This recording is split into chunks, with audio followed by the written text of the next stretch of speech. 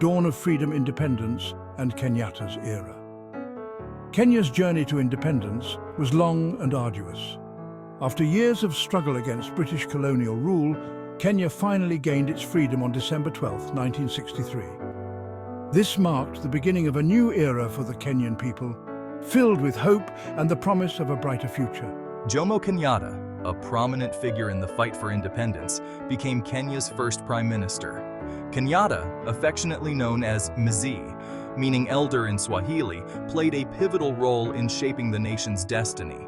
He advocated for unity, peace, and progress as Kenya embarked on its journey as an independent nation. Under Kenyatta's leadership, Kenya adopted a capitalist economic model. This decision had a profound impact on the country's economic development, laying the foundation for its future growth. Kenyatta's era was marked by significant strides in education, healthcare, and infrastructure development. However, Kenyatta's rule was not without its challenges. The government faced criticism for corruption and human rights abuses. Despite these issues, Kenyatta's legacy as the father of the nation remains strong. He is remembered for his role in leading Kenya to independence and laying the groundwork for its future. The Moi years, one-party rule and political change. Following Kenyatta's death in 1978, Daniel Arap Moi ascended to power. Moi inherited a nation grappling with the complexities of post-colonial rule. His presidency, spanning over 2 decades, was marked by both progress and political repression. The Moi's early years in power saw a continuation of Kenyatta's policies, particularly in economic development. However, the political landscape shifted dramatically in 1982 when Kenya became a de facto one-party state. This move stifled political dissent and led to accusations of authoritarianism. The 1980s and 1990s were tumultuous years for Kenya. The country experienced economic hardship and political unrest. Pro-democracy movements gained momentum, demanding an end to one-party rule and greater political freedom. Faced with mounting internal and external pressure, Moi eventually yielded to demands for multi-party democracy. The return to multi-party politics in 1991 marked a turning point in Kenya's political history. The road to multi-party democracy, challenges and triumphs. The reintroduction of multi-party democracy in 1991 ushered in a new era of political competition.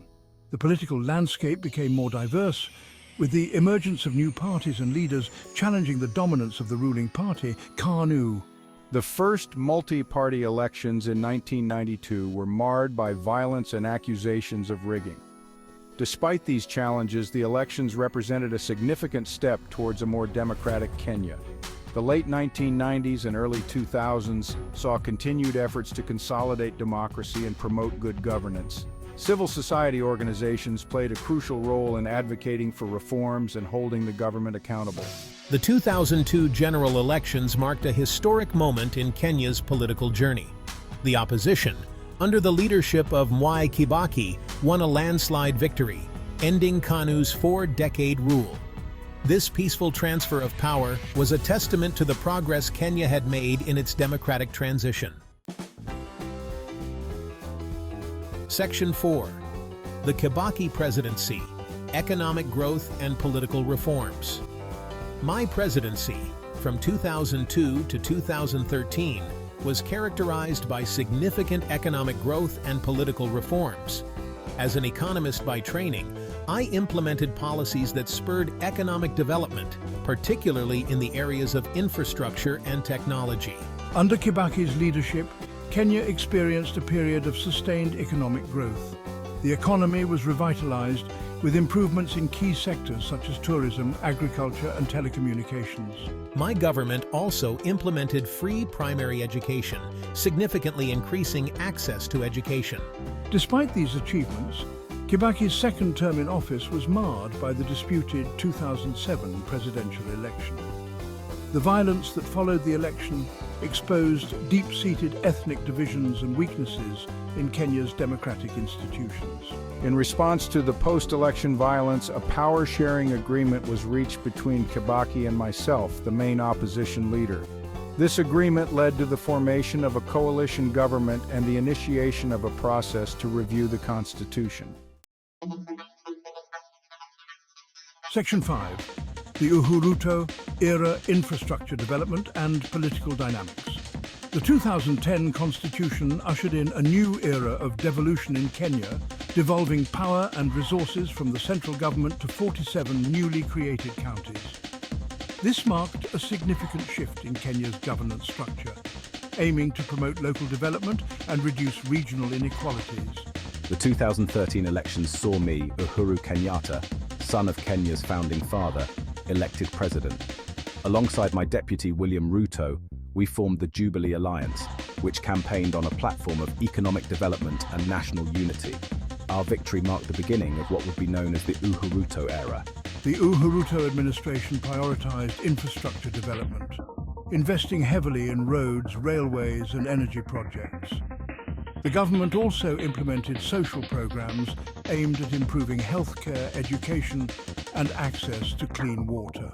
However, our era was also marked by challenges, including corruption scandals, rising public debt, and concerns about shrinking democratic space.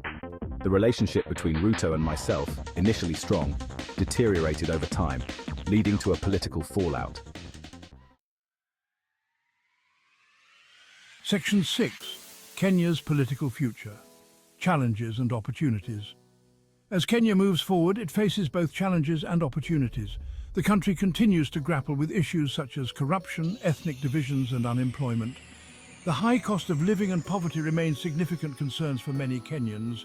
The 2022 general elections marked another transition of power, with William Ruto succeeding Uhuru Kenyatta as president. Ruto's victory came after a closely contested election that saw him campaign on a platform of economic empowerment and addressing the needs of ordinary Kenyans.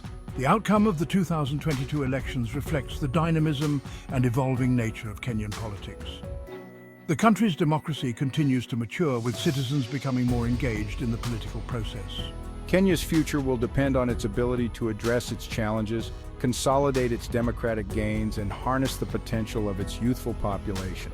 The country has the opportunity to become a beacon of stability and prosperity in the region, but realizing this vision will require sustained efforts from its leaders and citizens.